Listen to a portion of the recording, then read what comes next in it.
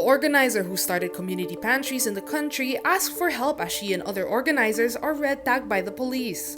Ana Patricia Non temporarily stops operations in Maginhawa, Quezon City, Tuesday, April 20.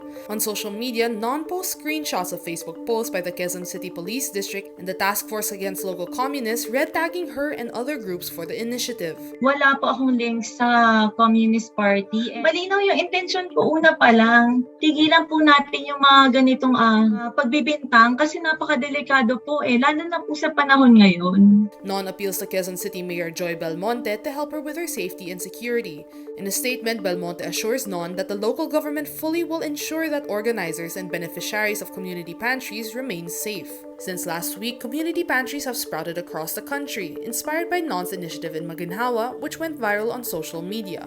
But a Facebook post of Peace Philippines, a youth-led organization claiming to be advocating for peace, labels community pantries as a weapon of communists to recruit members. It also falsely accuses Tulong Kabataan, one of the organizations behind the initiative, to be a front of the Communist Party of the Philippines or CPP. Kung gusto po nila itigil yung community pantry, gusto na lang po nila ipagpatuloy yung red tagging, sige po gawin nyo, pero kaya nyo po bang pakainin and bigyan ng sapat na tulong yung mga taong to? Malacanang also says the government's anti-communism task force should not impede the work of community pantries. Sa nagsalita na po ang ating DILG Secretary at nagsalita na rin po ako bilang tagapagsalita ng Pangulo na dapat walang maghahadlang doon sa mga efforts na nagbabayanihan ng ating mga kababayan.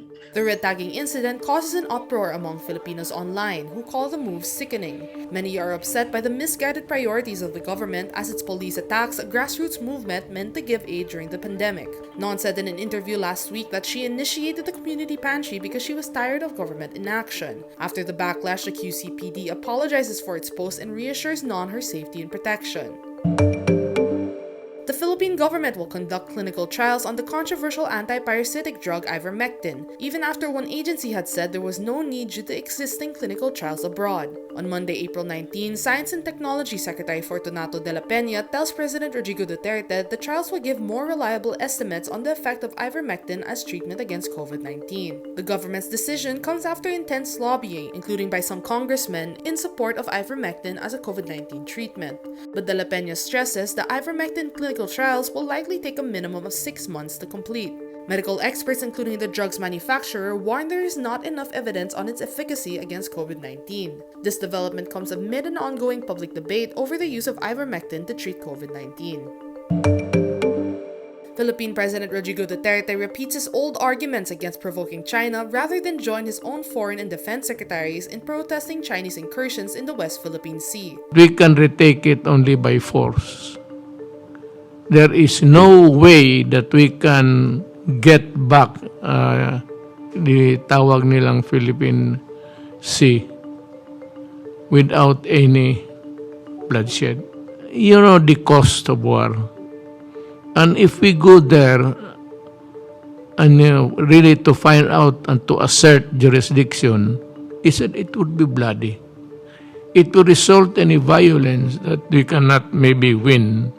Lorenzana then speaks up, telling Duterte Filipino ships and fishing boats are able to travel to the Kalayaan group of islands. Mr. President, wala namang balakid yung ating pagpunta doon. Kahit nga yung Navy ships natin, panay ang punta sa Pag-asa Island at magpatrolya doon. Our ships can go there. In fact, regularly yung ating mga barko dyan sa Palawan ay nagre-resupply sa ating mga islands dyan sa Kalayaan Island Group.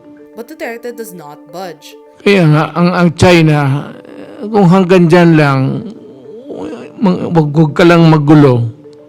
You claim that even if you go there and wala rin mangyari kasi kanila talaga para sa isip nila kanila.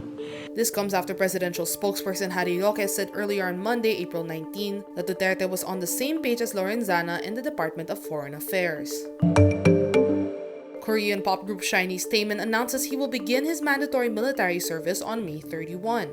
The 27-year-old singer also assures his fans he has a lot of events lined up before his enlistment, including a solo online concert on May 2 and the release of his solo album in the same month. Taemin is the last SHINee member to enlist in the military, as older members Onyu, Ki, and Minho already completed their mandatory service. SHINee released the repackaged album Atlantis on April 12, following the group's first comeback in over 2 years, the single Don't Call Me in February 2021. A video claiming the COVID-19 tally in the Philippines is manipulated by doctors is false. A video posted by physical therapist Ron Samaniego on Facebook falsely claims doctors are manipulating data to convert non-COVID-19 cases into active COVID-19 cases in the national tally. Social media monitoring tool CrowdTangle shows similar claims have been made by Samaniego, also known as Dr. Ron. Doctors have no way of manipulating the data. The Department of Health or DOH says confirmed cases are those who are positive for the virus in tests conducted by a certified lab. On April 4, the DOH published a graphic on their official Facebook page debunking Samaniego's other false claims.